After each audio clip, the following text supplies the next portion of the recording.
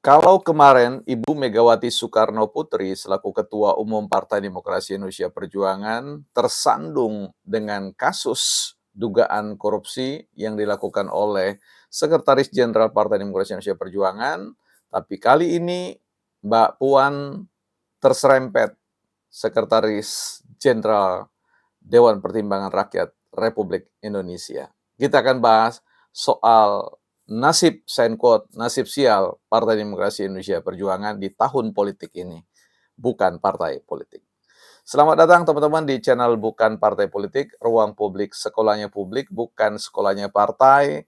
Tempat kita bersama-sama belajar ya, sekali lagi ini belajar, ini sekolahnya publik untuk kita bertumbuh sedikit demi sedikit atau bahasa yang biasa saya sebut selapis demi selapis untuk membesarkan kompetensi atau kemampuan intelektual kita untuk mumpuni pada suatu waktu untuk merespon berbagai macam situasi politik terkait dengan quote, ya, bicara tentang extraordinary crime atau kejahatan yang luar biasa terkait dengan penggarongan hak-hak publik melalui mekanisme anggaran publik.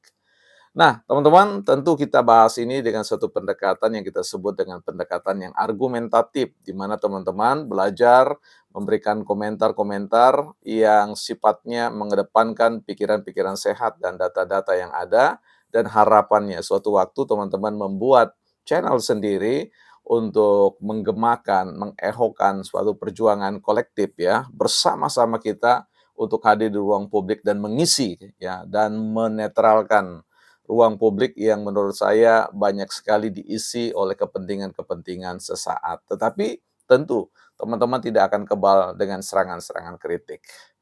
Don't raise our voice, emotion but argument. Baik teman-teman, kita sudah menyaksikan beberapa case atau kasus-kasus yang kemudian disidangkan atau ya dibawa ke ranah pengadilan untuk penguatan penetapan tentang ketersangkaan dan nantinya ya terdakwalah dalam konteks itu. Tapi kita berharap ya selalu bahwa mereka-mereka yang disangkakan melakukan tindak pidana korupsi itu bisa membuktikan diri mereka bahwa mereka tidak salah dalam hal itu. Hal tersebut sangat mungkin terjadi karena sekali lagi dalam suatu lingkup negara yang mengedepankan sebuah praktek penyelenggaraan hukum yang penuh dengan kepentingan-kepentingan politik, bisa saja hal tersebut memakan korban, orang yang seharusnya dipenjara tetapi bebas, tetapi orang yang seharusnya tidak dipenjara, dia bisa dipenjara. Dan kita tidak mau NKRI kemudian warna performa atau kinerja hukumnya seperti itu. Nah, karena itu teman-teman untuk kita bisa masuk di dalam ruang percakapan-percakapan seperti ini, sebaiknya kita perlu memperlengkapi diri dengan hal-hal yang tentu secara dingin bisa kita pelajari ya, karena kalau kita selalu mendengar akun-akun yang kemudian menarasikan tentang perspektif hukum yang menurut saya tidak netral, biasanya ya itu korbannya kita-kita juga ya. Karena itu sedikit sebagai seorang katakanlah stakeholder ya, bagian dari yang memiliki kepentingan dengan hukum di Indonesia karena kita adalah masyarakat hukum, sedikit-sedikitnya kita perlu membekali diri dengan wawasan-wawasan di seputar hukum ya atau legal ya. Bicara tentang regulasi, bicara tentang kitab undang-undang hukum pidana maupun kitab undang-undang hukum perdata ya. Saya bukan sarjana hukum ya, tetapi saya adalah masyarakat yang suka sedikit-sedikit ya membaca buku-buku hukum. Ada beberapa referensi yang saya miliki, yang saya baca-baca guna memberikan pembobotan terhadap diskusi-diskusi kita di masa yang akan datang ya. Ilmu perundang-undangan ya, jenis fungsi dan materi muatan. Kemudian ada ilmu perundang-undangan, proses dan teknik dan pembentukannya ya teman-teman. Kemudian ada buku Asas-asas Hukum Pidana, ini dikarang oleh Prof. Muldianto. Nah, ini teman-teman. Kemudian ada buku yang berjudul Melampaui Negara Hukum, klasik ya. Ini dari seri filsafat Locke, Rousseau, Habermas ya, dikarang oleh rekan kita Reza.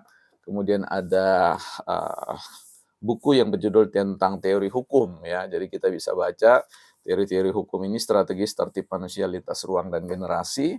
ada dinamika proses politik anggaran ya, ini menarik ya supaya kita tahu bagaimana proses dinamika politik anggaran di dalam ruang DPR yang akan kita bahas nanti. Ada buku dari salah satu profesor saya, yaitu Profesor Agus Dwianto, Mengembalikan Kepercayaan Publik Melalui Reformasi Birokrasi. Juga ini ada kaitannya dengan persoalan reformasi pengadministrasian ya, kebijakan-kebijakan yang diambil dalam ruang-ruang politik ya. Kemudian ada juga kembali ditulis oleh Reza, Filsafat Anti Korupsi, ya ini teman-teman. Dan ada hukum pidana, ini ada hukum pidana, ini ada ilmu hukum, ya. Ini salah satu buku wajib ya pegangan yang ditulis oleh salah seorang begawan hukum di Indonesia, Profesor Satjipto Raharjo ya. Kemudian Perselingkuhan Politik dan Hukum yang biasa kita kutip, teman-teman. Jadi itulah beberapa referensi masih ada di belakang, teman-teman ya. Sedikit bicara tentang kepentingan ruang bukan partai politik, teman-teman tidak harus membaca semua hal ya. Mungkin teman-teman hanya melihat bagian-bagian tertentu yang relevan dengan apa yang teman-teman sedang pikirkan atau bahas ya. Usahakan teman-teman jangan terlalu banyak memberikan komentar di sana-sini di ruang media sosial manapun ketika teman-teman tidak membekali diri dengan referensi yang ada. Karena bagaimanapun juga di dalam kepadatan ruang itu kita berharap kontribusi pemikiran kita yang terbaik ya, yang di-backup oleh sebuah upaya sadar memperlengkapi diri, itu yang kemudian menjadi kontribusi yang baik bagi masyarakat kita ya. Kembali kepada persoalan Mbak Puan terserempet ya, ini saya tidak katakan tersandung, terserempet dengan kinerja dari seorang sekretaris jenderal ya, Dewan Pertimbangan Rakyat Republik Indonesia terkait pada kasus di tahun 2020 terkait dengan ya biasanya pengisian perabot perumahan DPR yang waktu itu nilainya sekitar 120 miliar ya anggarannya, yang diperkirakan sekalipun data pastinya sedang dihitung oleh BPK, yaitu sekitar diperkirakan puluhan miliar ya, uang negara disia-siakan ya, artinya tidak tersalur sedemikian karena mungkin ada upaya markup atau istilah sederhananya adalah penggelembungan terkait dengan harga sebuah barang, misalkan meja harganya 100 juta jadi 10 miliar misalkan, dan selisih itulah yang kemudian dibagi-bagi menurut informasi pada 7 tersangka PA atau penggunaan anggaran. Nah, posisinya adalah secara politik ya, ini kalau kita bicara secara hukum, kita bicara juga secara politik ya, karena sekali lagi ada politik hukum ya, bicara tentang berkelindannya isu ini, dua hal ini terkait dengan kebijakan-kebijakan ya, bahwa proses penganggaran tentang barang-barang pengisian rumah jabatan ya, itu tentu akan diputuskan secara politik ya. Dan dalam hal ini ya siapapun yang ada di situ akan terlibat dalam pengertian tertentu ya, bukan berarti dia kemudian terlibat dalam pengertian korupsi. Bisa saja terlibat dalam sebuah proses administrasinya, namun ia dapat saja mengatakan terbebas dari apa yang tersangkakan. Ini menarik ya. Jadi tidak semua orang yang ada di dalam kaitan itu kita harus vonis sebagai orang tersangka. Jadi kita akan lihat mekanisme peradilannya.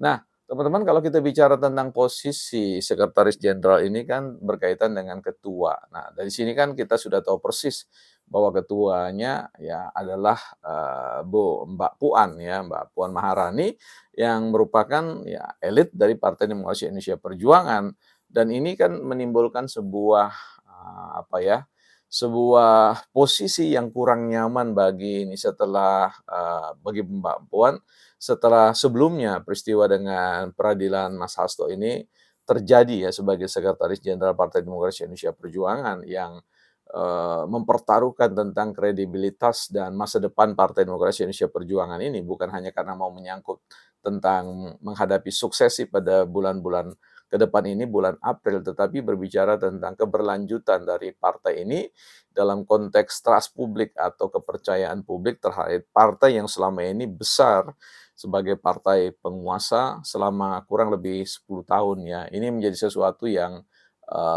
bencana besar bagi Partai Demokrasi Perjuangan yang harus kemudian dirapikan ulang ya, di-redefine ya istilahnya, didefinisikan ulang, dipikirkan kembali dan ditata secara sedemikian supaya publik kembali percaya. Nah, kalau bicara tentang, Mbak Puan terserempet, dengan sekretaris ini, saya letakkan itu karena, untuk menjaga nama baik, Mbak Puan, tetapi bagaimanapun juga publik akan selalu punya pertanyaan penting, sejauh mana kemudian Mbak Puan tahu tentang persoalan ini, ya, atau kemudian ya dalam bahasanya Pak Jokowi, Mbak Puan juga tidak tahu ada gejala-gejala ke situ ya. Nah, biarkanlah kita ini orang-orang awam soal hukum, biarlah kita berada di pinggir, lapangan dan kemudian melihat bagaimana, kesebelasan oh kesebelasan, pertandingan sepak bola politik dan hukum ini bermain dan kemudian kita tentu punya catatan-catatan, mana yang kita pandang sebagai sebuah keputusan yang rasional, mana tidak, mana keputusan yang kita anggap terlalu politis, yang kemudian merupakan suatu pertarungan politik, dan manakah yang memang berusaha untuk mengedepankan prinsip-prinsip hukum yang sedang kita upayakan untuk membangun stabilitas atau, titik keseimbangan dalam konteks bicara tentang tarikan wilayah hukum dan tarikan wilayah politik, ya. Nah, teman-teman yang ingin membahas, kita membagi ruang ini sebagai bukan partai politik ini agak ruang yang agak sedikit kita kendurkan, tidak terlalu kita padatkan dan kita sedang membangun ruang bukan partai politik, ya bukan ahli filsafat. Di sanalah nanti kita akan mencoba berfilsafat dalam konteks kedalaman dan juga keluasan ya. Dan di sana tidak bisa dihindari ada istilah-istilah teknis yang sangat ketat, yang ke depan nanti teman-teman diajak juga bertumbuh untuk menjadi seorang yang memiliki kerangka berpikir filsafati atau filsafat yang tidak mudah diombang-ambingkan oleh filsafat-filsafat kedunguan yang beredar luas di Indonesia. Ya, baik bukan partai politik maupun bukan ahli filsafat merupakan seri berkelanjutan untuk saling memberikan dukungan membawa Indonesia ini menghadirkan pemikir-pemikir baru di ruang media sosial. Ya, ini bukan di ruang partai politik, tapi di ruang media sosial, yang bisa saja teman-teman nanti pada akhirnya tertarik terjun di bidang politik praktis, menjadi kepala daerah, atau mungkin menjadi elit-elit partai. Dan teman-teman sudah bersekolah di ruang ini bersama-sama, di sini hanya ada guru dan murid ya. Kita semua adalah murid sekaligus guru ya, bagi diri kita sendiri, bukan bagi orang lain. Bukan partai politik.